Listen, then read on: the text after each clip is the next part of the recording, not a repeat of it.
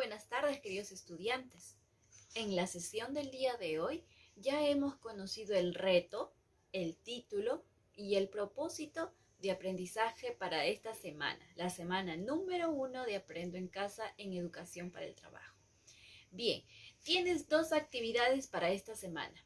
La primera es de formular el reto o desafío aplicando la metodología de Design Thinking. Aquí lo tienes. ¿Pero qué es el Design Thinking? Muchos de ustedes me han preguntado en la clase anterior, profesora, yo no entiendo, no sé lo que es el Design Thinking.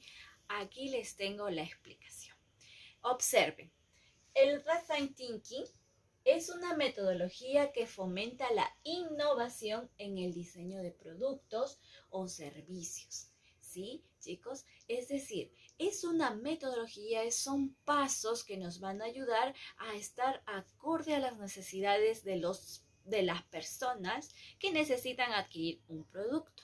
Entonces, tenemos dos palabras que son en inglés, design y thinking, que las dos suman en español pensamiento de diseño, ¿sí? Design es diseño y thinking es pensamiento. Entonces, design thinking significa pensamiento de diseño. Continuamos. ¿Cuáles son los pasos para comprender esta metodología? Observen. Son las fases de design thinking. Hay 1, 2, 3, 4, 5 fases. 5 fases que vamos a aprender durante el transcurso de nuestro aprendizaje. Pero cada fase nos va a tomar una experiencia a más. Pero en esta semana vamos a adquirir la primera fase, que es la fase de empatizar. ¿Sí? Entonces, la primera tarea que yo te he dejado en la actividad era de formular el reto o el desafío. Pero profesora, yo no sé qué es el reto o el desafío. Ojo, este reto es de la metodología que acabamos de conocer, que es el Design Thinking, ¿sí? Entonces, yo les explico. El reto o desafío es el primer paso que nos va a ayudar a diseñar un modelo, ¿sí? Un nuevo producto o satisfacer la necesidad de nuestros compradores. ¿Sí? Entonces, para formular este reto existen algunas sugerencias. ¿Sí? Por ejemplo, un desafío tiene una principal característica, que debe ser centrado en las personas. ¿Qué quiere decir esto? Que nosotros debemos de pensar o ponernos en los zapatos de esa persona para crear un producto, es decir, que le satisfaga, no por vender, sino por cumplirle una necesidad. Y también no debe de ser muy amplio, es decir, cuando ustedes van a escribir su reto en la tarea, no lo deben hacer extenso, sino pequeño, breve, pero tiene que ser preciso. Bien, entonces, yo les tengo un ejemplo.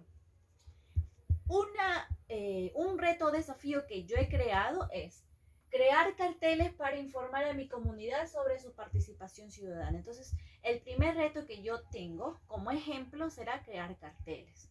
Otro ejemplo será crear videos. Ustedes me tienen que escribir en la actividad número 1 su reto o desafío para esta semana de aprendizaje. ¿Sí, chicos? Entonces, ahora es tu turno de escribir tu reto o desafío. Ya te expliqué la primera actividad. Muy bien, chicos. Se supone que ya desarrollaste la primera tarea de crear tu reto o desafío. Recuerda que yo te di ejemplos para crear tu reto o desafío y solo es en una oración. Ahora vamos a realizar la segunda tarea que te envié en la clase, que es de recoger información con la metodología de Design Thinking, ¿sí? Seguimos con la misma metodología. Entonces, profesora, ¿cómo recojo información? ¿Recuerdas que yo te comenté que en la metodología existen fases y pasos para poder llegar a la metodología general? ¿Y cómo son esos pasos? Pues recogiendo información, ¿sí? En la primera fase, que es de empatizar, es la que desarrollaremos en esta semana y en esta tareita. ¿Y qué significa empatizar? En pocas palabras, significa ponerte en los zapatos de la persona a la que estás entrevistando, ¿sí? Es decir, sugerirle, ¿sí?, cosas que ellos realmente necesitan y no cosas por vender nada más, ¿sí? Entonces, ¿cuáles son los pasos para recoger información? Uno de ellos es la entrevista, ¿sí? Muchos de nosotros ya conocemos qué es la entrevista, pero yo te lo hago recordar. La entrevista es una técnica de recojo de información que busca entender los pensamientos, emociones y motivaciones de las personas. Por eso les decía que ustedes tienen que ponerse en el zapato de las personas, chicos. Entonces, profesora, ¿vamos a hacer una entrevista en la segunda tarea? Sí, vamos a hacer una entrevista a nuestros familiares, porque ya saben que por la pandemia no podemos exponernos a las demás personas de nuestra comunidad. Aquí yo te tengo preparado algunas recomendaciones para tu entrevista. Mira, escuchar más que hablar. Escucha a tu entrevistado. No hables tú ni te expandas tú, escucha a tu entrevistado.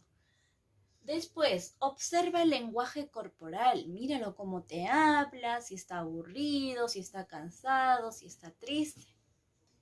Emplea la pregunta ¿por qué? Chicos, es importante que utilicen el por qué en cada pregunta, porque si tú no utilizas te van a responder sí, no. Entonces, para que tú no llegues a un sí o no como respuesta, siempre utiliza el por qué. Y por último, no sugerir respuestas. Cada vez que tú le hagas una pregunta a esa persona, no le digas, yo te ayudo. No, déjalo que solamente esa persona te responda con sus propios pensamientos.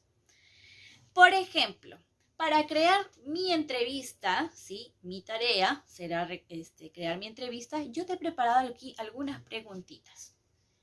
¿Puede usted ayudarme a conocer los materiales que me permitan informar a una cantidad de personas? Recuerda que nuestra entrevista es para informar a la comunidad sobre los sucesos ciudadanos, sobre las elecciones. ¿Te acuerdas que hemos conversado eso en la clase?